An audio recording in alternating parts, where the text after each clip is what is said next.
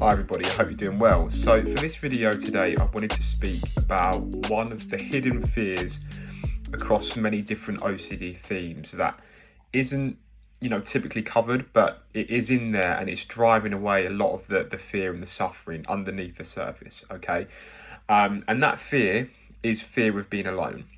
Okay, now the fear of being alone is prevalent across many different OCD recovery journeys. So, for example, you've got relationship OCD where you're scared of the other person leaving you.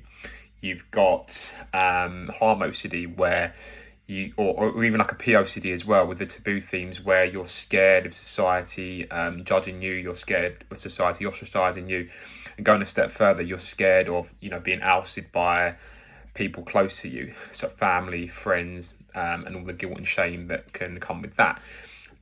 Obviously in HOCD as well, what if other people reject me if they found out that I was gay, right? So there's also HOCD in there, and what you'll find is it is subtly chipping away there underneath the surface of many themes. And we have to realize that being alone is inherently part of being a human being, right? Let's imagine that the worst case scenario happened and that you was alone, whether people ostracized you or whether your partner left you. You'd have to come to terms with that and realize, actually, although that might be unpleasant, although that might not be what I'd prefer to happen, I could still live my life in the best way that I could.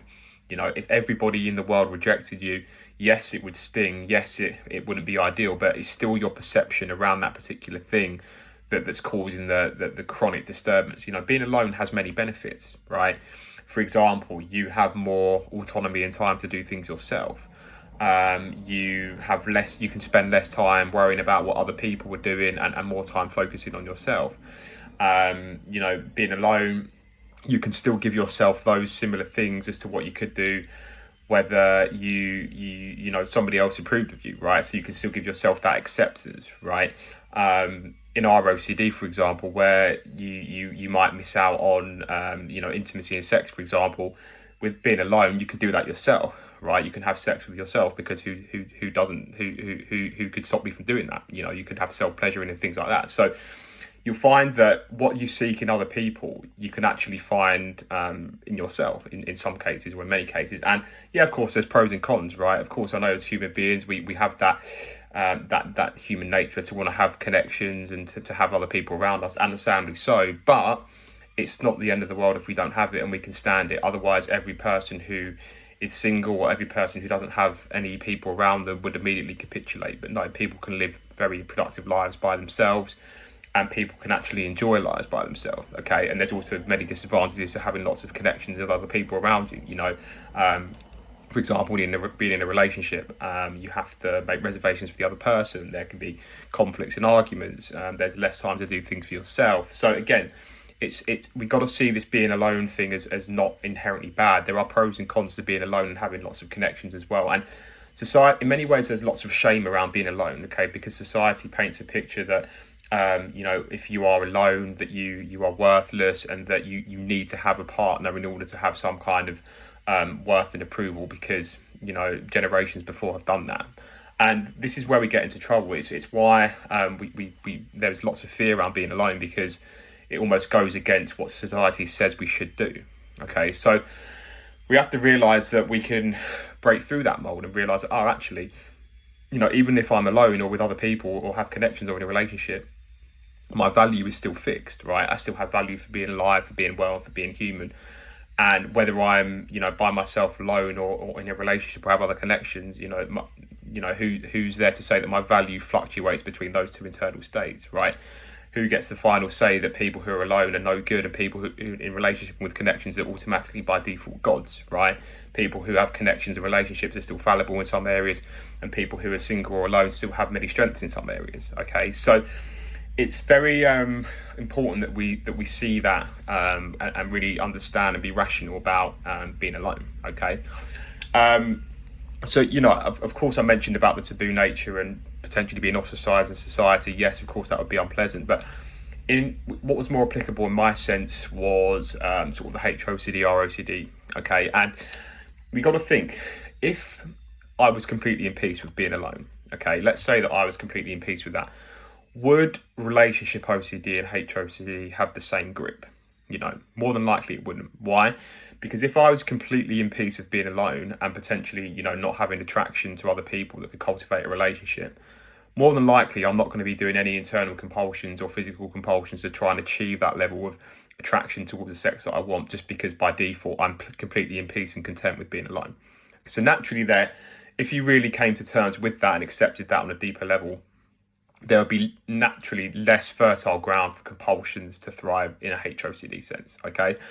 Also as well in an ROCD sense, okay? So if I was completely in peace with being alone, more than likely there wouldn't be that internal chase to try and feel love. There wouldn't be that internal chase to try and feel like the right relationship. I was in the right relationship. There wouldn't be that need to figure that out because, it just wouldn't have that same importance, because I knew that even if it didn't work out and I was alone, or even if I was in the wrong relationship, I know that as an absolute worst case scenario is I could still potentially revert back to being alone, which has got many benefits. If you're really in peace with being alone, there's just less importance for having those things in the relationship, and you're a lot more flexible to those things in the relationship if they're not the way that you want it to be, because you've always got that foundation of potentially being alone to lean back on, right? And you'll find that I've definitely found that with my own recovery journey. As I become more comfortable being alone, there's less neediness, less need to have a right relationship, less need to try and feel certain things, less sort of people pleasing as well, you could say.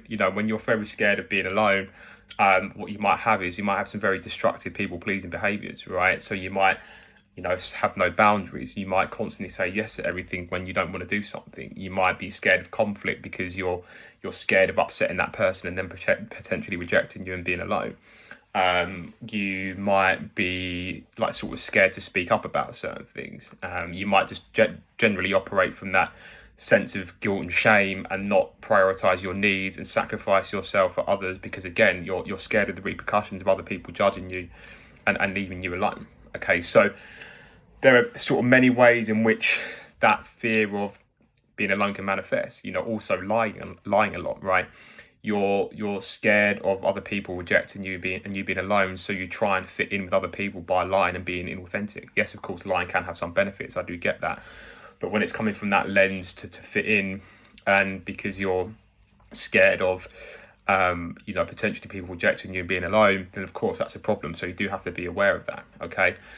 And I think, what can happen as well is because we're so scared of being alone, we have that general aversion to doing things on our own, right? We always have to be doing something with other people, whether it's going out or whether it's being in a relationship. When you are scared of being alone, you're constantly in the company of others. You're sort of scared of your own soul. You don't like feeling those sense of shame or just being, with yourself when you're alone. Okay, and that can happen very easily and be very compulsive. And, the way that we can start breaking free of that is, taking time for yourself, right?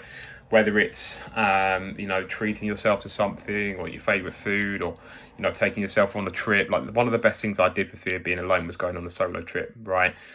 Because there was that shame element. What if other people see me on my own? And it also feels a bit risky because, you don't have that safety net of somebody else to lean back on. And, I'm so glad that I did that trip, and I'm probably going to do more because it has that liberating feeling. It has that sort of when you do things on your own, you have that appreciation for actually being alone. So again, even if you are in a relationship, of course you can still do this, but that can also help to take the sting out of the relationship and the ROCD, because you see, actually, even if this doesn't work out, or even if it goes wrong, then I'm okay alone because I can do these certain behaviors alongside with that. And again, that naturally just takes the pressure out of the ROCD or the HOCD, or whatever thing you're going through. The stakes are less high because like I said, you've always got that base of being alone to revert back on. And of course, as we go throughout our daily life anyway, there are many moments when we're going to be alone. Okay, so for example, when you're in the shower, when you're in the toilet, maybe when you're at work, right? By default of just being a human being, there are times when actually you are alone. Okay, but yet we can still fear that outcome, even though in those situations we have lots of comfortability and pleasure from those moments of being alone. We still genuinely fear that. So, if you still gain utility and satisfaction and you know, you could even say contentment as well from being alone in those moments, what sense does it make to say that being alone is the end of the world? You know, actually being alone can feel very peaceful, and you have more time for yourself, and you're able to live life on your own terms a little bit more. And then it makes you a lot more sort of flexible and open to relationships. There's less need for it. You know, you realize that your life is good with or without that particular person or relationship. And it actually makes relationships flow a lot more easily and more natural, because there's less pressure towards it. There's less like overall neediness, because like I said, you know that you don't actually need that to survive, right?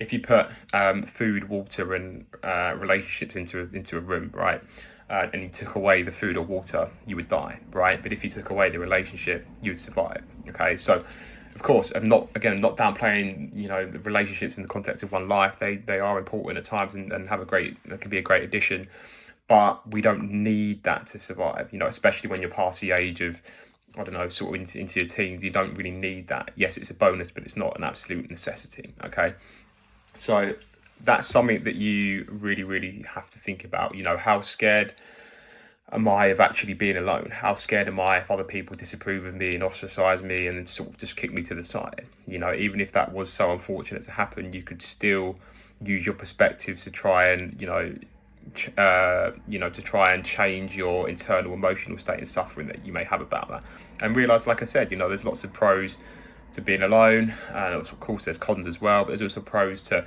having lots of connections and relationships, and there's also cons to having that, right? So you can't think of it as like this black and white, good or bad thing, being alone or being with others. You know, there's always going to be pros and cons, just like with everything in life. Okay, so yeah, you really need to understand how those fears of being alone may be bubbling underneath the surface, especially for themes, you know, such as HOCD, ROCD, and some of the more taboo themes as well. And you'll find that as you do that, naturally there's just going to be less fertile ground for those compulsions to flourish, because there's more, there's more, you're letting go of that internal control, which those compulsions and avoidance behaviours may be festering on just silently in the background, because you are so scared of being alone. Okay, so yeah, just have a think about some of those things, and it will really, really benefit you in your recovery journey.